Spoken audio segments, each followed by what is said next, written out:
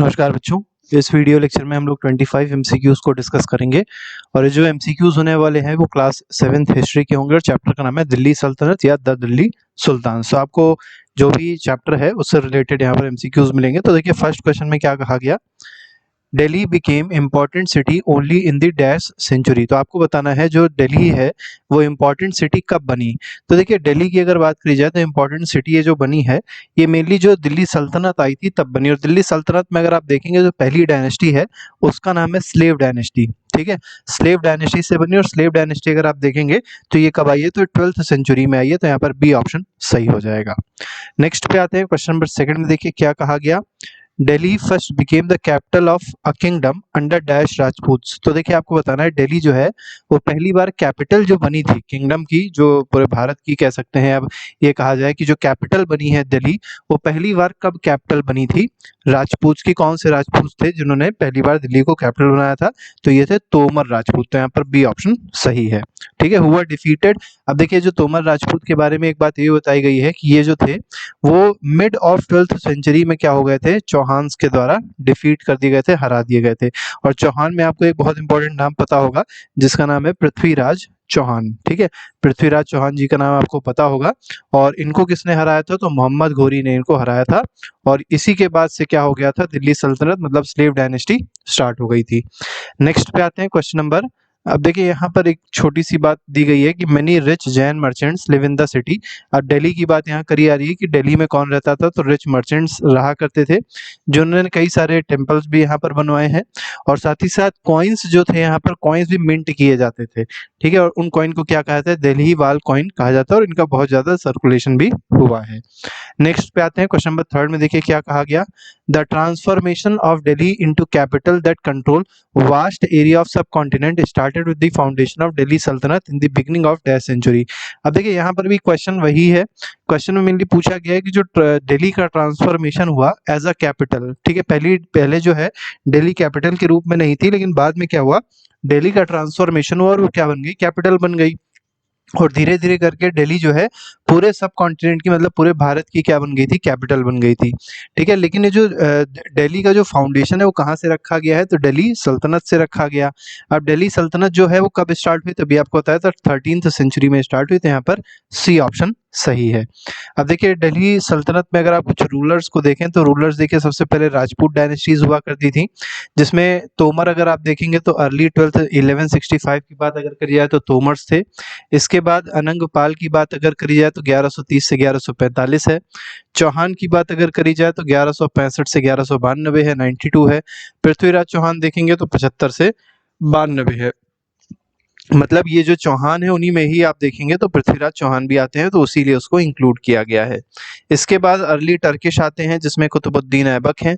ठीक है, इल्तुतमिश है, उनकी फिर लड़की रजिया सुल्तान है, गियासुद्दीन तुगलक है। ये पहली डायनेस्टी थी और पहली डायनेस्टी याद रखिएगा कैसी थी, टर्किश डायनेस्टी थी। ठीक है, और यही यहाँ से दिल्ली सल्तनत का स्टार्ट होता है।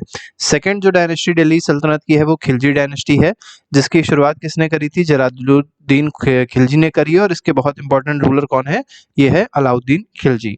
इसके बाद तुगलक डायनेस्टी। अच्छा, सबसे कम ईयर तक चलने वाली जो दिल्ली सल्तनत की डायनेस्टी है वो है खिलजी डायनेस्टी। और सबसे ज्यादा साल तक चलने वाली डायनेस्टी जो है वो कौन सी है, वो है तुगलक डायनेस्टी। इसको फाउंड किया था गियासुद्दीन तुगलक ने। और यहाँ पर भी अगर आप देखेंगे तो कुछ इंपॉर्टेंट रूलर्स रहे हैं, जैसे मोहम्मद बिन तुगलक हो गए और फिरोज शाह तुगलक हो गए। इसके बाद जो डायनेस्टी आई वो बहुत इंपॉर्टेंट डायनेस्टी तो नहीं है, लेकिन फिर भी पता होनी चाहिए, सैयद डायनेस्टी है और इसके फाउंडर जरूर पता होने चाहिए, फाउंडर है खिजर खान। इसके बाद इंपॉर्टेंट डायनेस्टी एक और आई जिसका नाम है लोधी डायनेस्टी। यहाँ पर भी आप देखेंगे बहलूल लोधी थे, उसके बाद सिकंदर लोधी और लास्ट में आया इब्राहिम लोधी। ठीक है, तो इस तरीके से डायनेस्टी चलिए। तो फिलहाल हम लोग फोर्थ क्वेश्चन पे आते हैं। अब देखिए यहाँ पर थोड़ी सी एक गलती हो गई, यहाँ पे हमको नहीं देना चाहिए था, दे दिया। The language of administration under Delhi sultans was, ऐसे क्वेश्चन था कि जो दिल्ली सुल्तान्स थे, दिल्ली के सुल्तान थे, तो उनके अंडर में जो एडमिनिस्ट्रेशन चल रहा था दिल्ली सल्तनत में, उसकी जो ऑफिशियल लैंग्वेज हुआ करती थी वो क्या होती थी, वो पर्शियन होती थी। बच्चे अरबिक सोच लेते हैं, लेकिन अरबिक गलत है, टर्किश भी गलत है। इसका सही आंसर क्या है, Persian is the correct answer. Question number fifth पे आते हैं। फिफ्थ क्वेश्चन में कहा गया the authors of Tawarikh were learned man.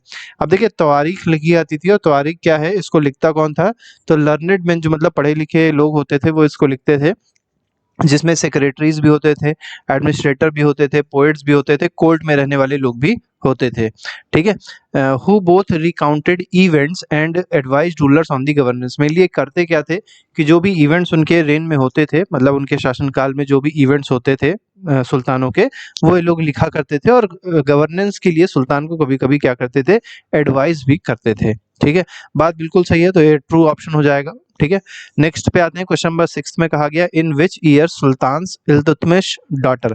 अब देखिए इल्तुतमिश की जो डॉटर थी उनका क्या नाम था, उसका नाम था रजिया सुल्तान। ये पहली याद रखिएगा, पहली वुमेन सुल्तान है, पहली और आखिरी वुमेन सुल्तान है, ये आपको पता होना चाहिए। ठीक है, अब ये आपको बताना है कि जो रजिया सुल्तान है ये कब सुल्तान बनी। ठीक है, तो इल्तुतमिश की डेथ के बाद सुल्तान बनी थी और कब बनी थी, 1236 में, लेकिन बाद में इसको हटा दिया गया था। नेक्स्ट पे आते हैं, क्वेश्चन नंबर 7 में कहा गया the land adjacent to a city और अ पोर्ट। देखिए ऐसा लैंड जिसके आसपास क्या हो, सिटी हो या पोर्ट हो, जिससे क्या हो, गुड्स और सर्विसेज को क्या किया जा सके, सप्लाई किया जा सके, तो ऐसे लैंड को क्या कहा जाएगा, ये इस क्वेश्चन में पूछा गया। तो इसको बोलते हैं हिंटरलैंड। क्या बोलते हैं, हिंटरलैंड बोलते हैं।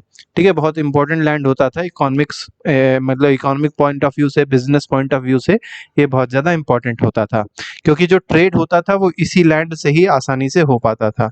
ठीक है, लैंड से पोर्ट तक सामान लेके जाते थे और फिर वो आसानी से दूसरी कंट्रीज तक लेके जाया जाता था। नेक्स्ट पे आते हैं, 8th क्वेश्चन में कहा गया fortified settlement with soldiers is called. तो देखिए जहां पर फोर्ट बना दिया जाता है, जहां पर किले बना दिए जाते हैं और उसमें मेनली सोल्जर्स भी रहा करते थे, तो उसको क्या कहा जाता है, तो इसको बोलते हैं गैरिसन टाउन। ठीक है, तो ऐसे फोर्टिफाइड सेटलमेंट जहां पर सोल्जर्स रहते थे, मतलब सोल्जर्स भी रहते थे, उसको क्या कहते हैं, गैरिसन टाउन कहते थे।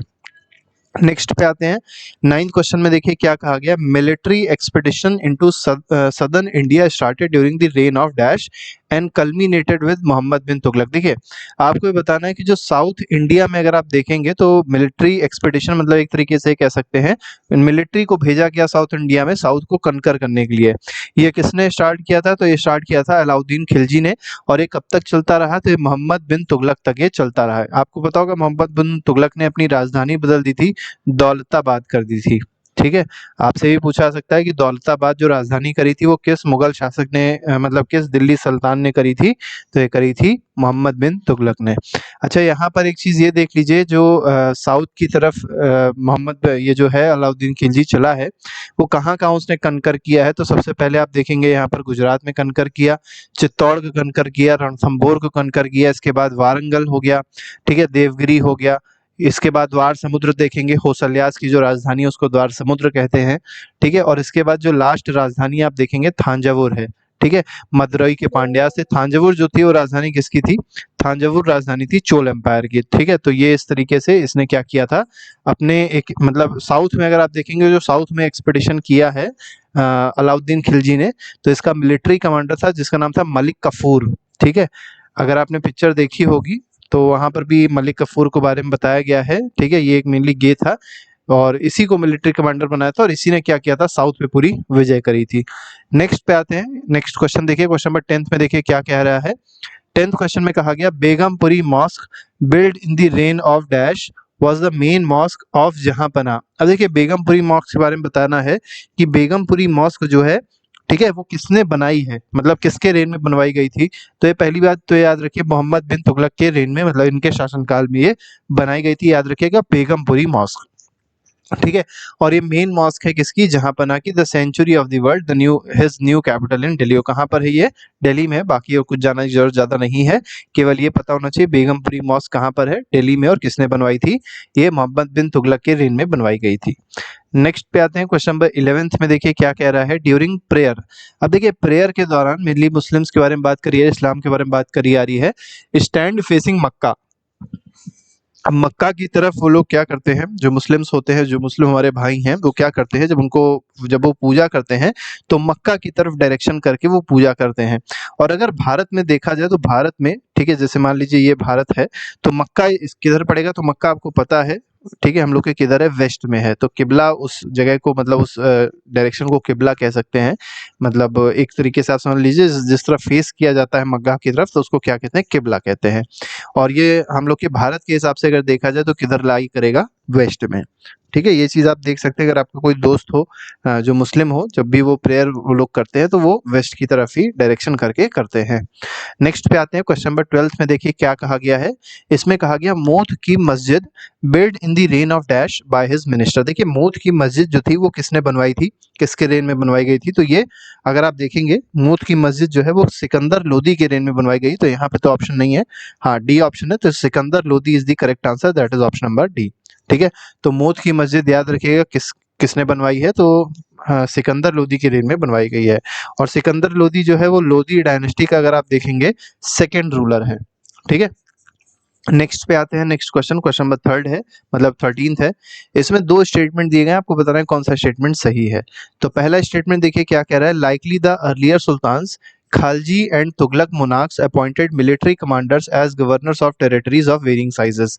देखिए जैसे बाकी के सुल्तान थे उसी तरीके से खालजी और तुगलक भी क्या करते थे, मोनार्क मतलब तुगलक मोनार्क जो थे ये क्या करते थे, मिलिट्री कमांडर्स को अपॉइंट करते थे और इन्हीं को क्या करते थे, गवर्नर बना देते थे छोटी छोटी टेरिटरीज का, मतलब अलग अलग टेरिटरीज का इनको क्या बना दिया था, कमांडर या एक ये कह सकते हैं गवर्नर बना दिया था, और यही मिलिट्री कमांडर होते थे। ठीक है, इस स्टेटमेंट 2 में देखिए क्या कहा गया, लैंड्स वर कॉल्ड इक्ता। देखिए जो लैंड होती थी जो दी जाती थी टेरिटरीज की उसको कहते थे इक्ता, और इनके होल्डर मतलब जो इस लैंड को एक तरीके से गवर्न करते थे उसको क्या कहता था, इक्तादार कहते थे या मुक्ति कहते थे। और फिर यहाँ से लैंड रेवेन्यू को कलेक्ट किया जाता था और उसका ज़्यादातर पोर्शन क्या करते थे, जितने भी एक तरीके से गवर्नर्स थे वो पहले अपने जो भी खर्चे थे, जिनको तनख्वाह देनी होती थी तनख्वाह देते थे, और जो पैसा बचता था वो किसको दिया जाता था, मेन सुल्तान को भेजा जाता था। तो इस तरीके से इक्तादार सिस्टम या इक्तादारी सिस्टम चलती थी।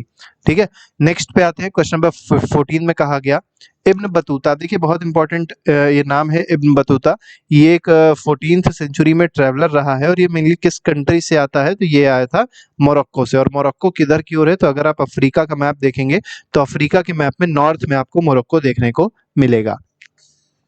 नेक्स्ट में आते हैं 15th क्वेश्चन में कहा गया the Mongols under dash invaded Transoxiana. देखिए थोड़ा सा नाम कठिन है तो इसको ट्रांस ऑक्सीना भी बोल सकते हैं। ठीक है, और ये किधर है, तो ये नॉर्थ ईस्ट ईरान में है। ठीक है, अब आपको बताना है जो मंगोल्स थे वो ट्रांसऑक्सिना में इन्वेड करते हैं जो कि नॉर्थ ईस्ट ईरान में है। ठीक है, एंड दिल्ली सल्तनत फेस्ट, और उसके बाद क्या होता है 1219 में जब उन लोग ने इसको कैप्चर कर लिया फिर वो किधर आने लग गए, दिल्ली सल्तनत मतलब भारत की तरफ वो लोग मुड़ने लग गए। तो ये किसके अंडर में, ये किस मंगोल रूलर के अंडर में हो रहा था, तो ये जंगेज खान के अंडर में हो रहा था। ठीक है, और इल्तुतमिश के रेन में क्या होता है, चंगेज खान भारत की तरफ दिखाई पड़ता है, लेकिन इल्तुतमिश की थोड़ी सी पॉलिसी ऐसी थी, मतलब इतना अच्छा डिप्लोमेट था ये कि इसने क्या कर दिया था, चंगेज खान को मना के वापस भेज दिया था। ठीक है, कुछ इसके पीछे कहानी है वो अभी फिलहाल नहीं बताएंगे, बहुत टाइम लग जाएगा।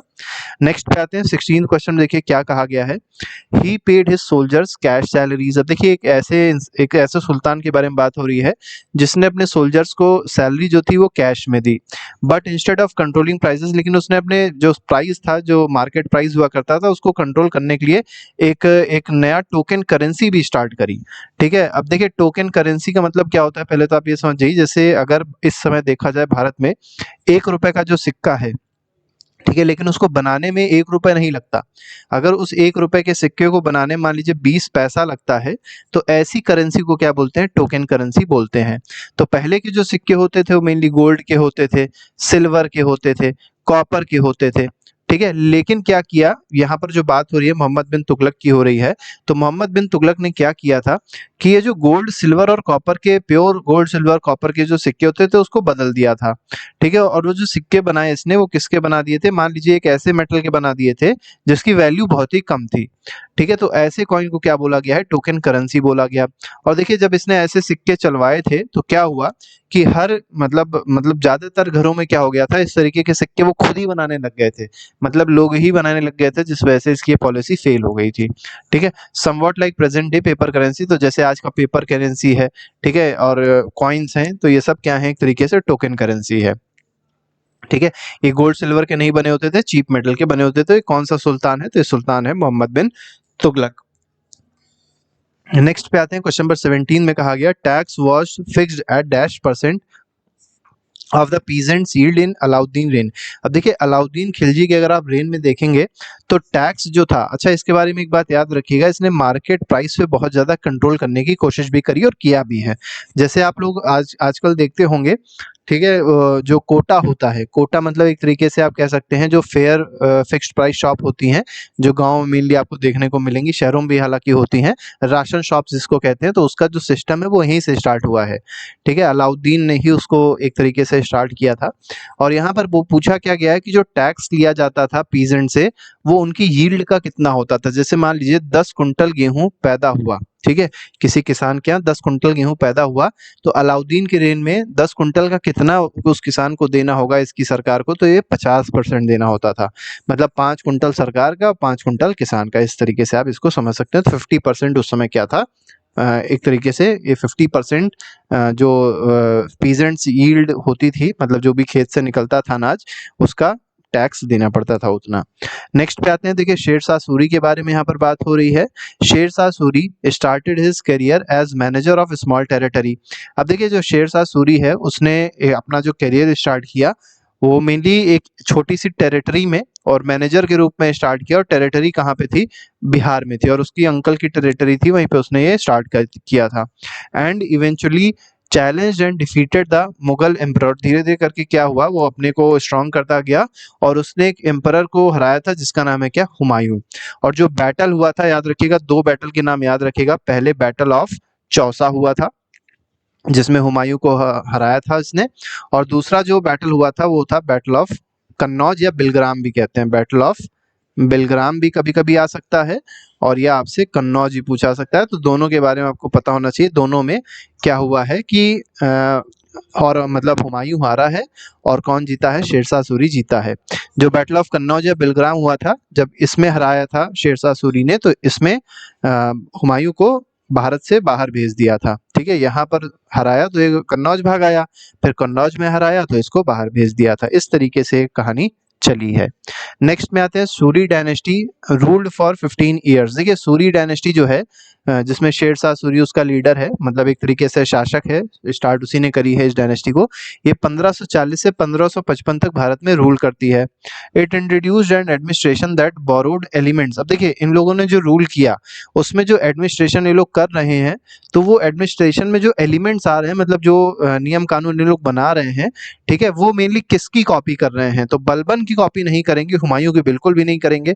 बात आती है अलाउद्दीन खिलजी की और अकबर की। तो देखिए इन लोग ने जो कॉपी करी है वो किसकी करी होगी, तो देखिए अकबर तो बाद में आया, तो कॉपी किसकी करेंगे, अलाउद्दीन खिलजी की करेंगे। ठीक है, तो यहाँ पर जो अलाउद्दीन खिलजी है that is the correct option, क्योंकि आपको पता होगा सूरी डायनेस्टी के बाद अकबर आएगा।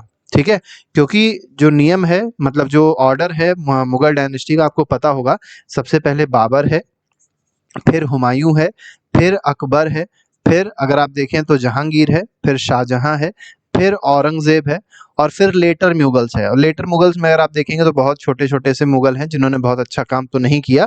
और लास्ट में आते हैं बहादुर शाह जफर या बहादुर शाह सेकंड। ठीक है, नेक्स्ट पे आते हैं क्वेश्चन नंबर 20 में। देखिए क्या कहा गया, Sher Shah administration became the model followed by the great emperor dash. अब देखिए शेर शाह का जो मॉडल था वो किसने फॉलो किया था, ठीक है, तो फॉलोड बाय एम्परर अकबर ने फॉलो किया है। ठीक है, तो याद रखिएगा शेर शाह का जो एडमिनिस्ट्रेशन का मॉडल है वो कहाँ से आया था, अलाउद्दीन खिलजी से, और फॉलो किसने किया, अकबर ने फॉलो किया। When he consolidated the Mughal empire, जब उसको मुगल एम्पायर मिला तो उसने इस तरीके से रूल किया। The duty of muqtis was to. अब देखिए मुक्ति की ड्यूटी क्या होती थी, मुक्ति भी एक पोस्ट है, तो इनकी ड्यूटी मेनली होती थी कि मिलिट्री कैंपेन्स को भी लीड करते थे और साथ ही साथ लॉ और ऑर्डर को बनाए रखते थे एकता में, और इन्हीं को इक्तेदार भी बोला गया, भी हमने आपको इसके बारे में बताया था। ठीक है, तो यही क्या करते थे, मिलिट्री कैंपेन्स भी इसको लीड करते थे और साथ ही साथ लॉ एंड ऑर्डर को बनाकर रखते थे अपने अपने एकता में। और एकता क्या, एक तरीके का लैंड है। ठीक है, तो यहाँ पर सी ऑप्शन जो है वो सही हो जाएगा। ठीक है, असर्शन और रीजन में दिया गया है। असर्शन में कहा गया मंगोल अटैक ऑन दिल्ली सल्तनत increase during the reign of Alauddin Khilji. बिल्कुल सही बात है कि जो मंगोल का अटैक था दिल्ली सल्तनत पे वो अलाउद्दीन खिलजी के टाइम पे बहुत बढ़ गया था, लेकिन क्योंकि अलाउद्दीन खिलजी बहुत ही स्ट्रांग रूलर था तो इसने हर बार हरा दिया, हर बार वापस कर दिया लोगों को। ठीक है, अर्ली और and in the early years of Mohammad bin Tughlaq ruler Alauddin Khilji में तो रहा है और साथ ही साथ मोहम्मद बिन तुगलक के रूल में भी बहुत ज़्यादा मंगोलों का अटैक रहा है। रीज़न क्या दिया गया? This forced the two rulers to mobilize a large standing army in Delhi. और इस वजह से क्या हुआ, देखिए रीज़न अगर देखा जाए असर्शन का रीज़न ही नहीं है, दोनों बातें तो बिल्कुल सही कह रहे हैं, ठीक है, कि जो क्योंकि बहुत ज़्यादा अटैक रहा मंगोल का, और इसी अटैक को ख़त्म करने के लिए क्या किया इन दोनों रूलर ने, बहुत बड़ी आर्मी बनाई। क्योंकि आर्मी देखिए ज़रूरत तो पड़ेगी आर्मी की, क्योंकि जो बाहर से लोग आ रहे हैं अगर आ जाएंगे अंदर तो लूट ले जाएंगे, हो सकता है मार भी दें, तो इसीलिए इन लोगों ने क्या किया था, बड़ी आर्मी बनाई थी। तो असर्शन भी सही है, रीज़न भी सही है, लेकिन रीज़न जो है वो असर्शन को एक्सप्लेन नहीं कर रहा है, ठीक है, दोनों स्टेटमेंट सही है। नेक्स्ट में देखिए कहा गया it was under the Tomars and Chauhans that Delhi became an important dash centre. अब देखिए तोमर और चौहान के अंडर में अगर आप देखेंगे तो दिल्ली जो है वो कैसा सेंटर, मतलब एक इंपॉर्टेंट कैसा सेंटर बन के रही है, ये आपको यहाँ पर बताना है। तो क्या मिलिट्री सेंटर रहा है या कमर्शियल सेंटर रहा है या दोनों रहे हैं, ये इस क्वेश्चन में पूछा है। तो देखिए उस समय मिलिट्री का ज़्यादा कोई काम था नहीं, तो ये मेनली कमर्शियल सेंटर बन के रह गई थी दिल्ली, ठीक है, और तोमर और चौहान के अंडर में। Razia was the daughter of dash. अब देखिए रजिया सुल्तान जो है वो किसकी डॉटर है, अभी हमने आपको बताया था, ये किसकी डॉटर है, इल्तुतमिश की डॉटर है, ठीक है। स्लेव डायनेस्टी का पहला रूलर कौन था, मतलब स्लेव डायनेस्टी किसने स्टार्ट करी थी, तो कुतुबुद्दीन ऐबक ने स्टार्ट करी थी। उसके बाद आता है इल्तुतमिश और उसके बाद आती है रजिया सुल्तान, ठीक है। नेक्स्ट पे आते हैं क्वेश्चन नंबर 25 में। देखिए क्या कहा गया है, इसमें कहा गया Rudrama Devi of the dash dynasty of Warangal. देखिए रुद्रमा देवी के बारे में बात करी आ रही है, जैसे रजिया सुल्तान थी इसी तरीके से रुद्रमा देवी भी हैं। ये किस डायनेस्टी की एक तरीके से हेड हैं या रूलर हैं, तो ये है ककातिया डायनेस्टी की, और ककातिया डायनेस्टी कहाँ की है, वारंगल की है, जो कि आंध्र प्रदेश में है, ठीक है। इसके बाद आते हैं, देखिए एक और क्वीन के बारे में बात करिए, क्योंकि देखिए अगर बात करी गई है रजिया सुल्तान की, तो इसी तरीके से दो और क्वीन है, जैसे अभी हमने एक देखा, ये दूसरी क्वीन है, उनका नाम है दिद्दा। अब ये जो क्वीन दिद्दा है ये आपसे पूछा गया है कहाँ की क्वीन थी, तो ये कश्मीर की क्वीन थी। अब इनके बारे में थोड़ा सा पढ़ लेते हैं। His title is interesting, it comes from दीदी और एल्डर सिस्टम। तो देखिए इनका जो टाइटल है वो क्या है, दिद्दा है, ठीक है, इनको दिद्दा कहा जाता था। ये टाइटल कहाँ से आ रहा है, दीदी से आ रहा है, ठीक है। और क्यों इनको दीदी कहा जा रहा है, obviously affectionate term given to a loved ruler by her subject, मतलब जो उनके प्रजा लोग थी वो क्या करती थी, उनको बहुत ज्यादा लगाव रखती थी, बहुत ज्यादा सम्मान देती थी, इसीलिए इनको दीदी के रूप में मानती थी, ठीक है। इसके बाद 27वें क्वेश्चन पे आते हैं। इसमें देखिए क्या कहा गया है, identify the incorrect statement among the following. आपको इनकरेक्ट बताना है। तो पहले में कहा गया Quwwatul Islam mosque and the minaret building during the last decade of 12th century, ठीक है, थोड़ा सा क्वेश्चन गलत हो गया लगता है, चलिए इसको छोड़ते हैं। तो इसको आप फिलहाल पढ़ लीजिएगा, हालांकि इसमें हम लोग ने option none of the above दिया था, लेकिन थोड़ा सा हो सकता है कि इसके स्टेटमेंट बनाने में दिक्कत हो गई है। कुव्वतुल इस्लाम जो मॉस्क है वो कहाँ पर है, दिल्ली में है, ठीक है। This was the congregational mosque of the first city build by Delhi sultans, ठीक है, बहुत इंपॉर्टेंट मॉस्क है, सब बताया गया है। मॉस्क वाज इनलार्ज, अब देखिए मॉस्क को इनलार्ज किसने किया था, इल्तुतमिश और अलाउद्दीन खिलजी ने इनलार्ज किया था। This Minar was build by तीन सुल्तानों ने इस मीनार को बनाया है, जैसे कुतुबुद्दीन ऐबक हो गया, इल्तुतमिश हो गया, फिरोज शाह तुगलक हो गया। अब ये किस मीनार के बारे में बात हो रही है, तो जो मीनार है उसका नाम है कुतुब मीनार, ठीक है। यहाँ पर इसके बारे में बात नहीं हो रही, कुव्वतुल इस्लाम के बारे में बात नहीं है, कुतुब मीनार के बारे में बात हो रही है कि इसको 3 लोगों ने बनाया है। पहले कुतुबुद्दीन ऐबक ने बनाना स्टार्ट किया था, फिर इल्तुतमिश ने उसको कंप्लीट किया था, और फिर शाहजहां ने उसमें 4th और 5th स्टोरी बनवाई थी, ठीक है। तो इस तरीके से सारे क्वेश्चन से जो हम लोग ने डिस्कस किए, इसके अलावा और भी बहुत सारे क्वेश्चन हैं जो प्लेलिस्ट में लगाए गए हैं, आप लोग प्लेलिस्ट देख के अपना और रिवीजन अच्छे से कर सकते हैं। तो अभी के लिए फिलहाल इतना ही। Thank you very much, good bye, Jai Hind.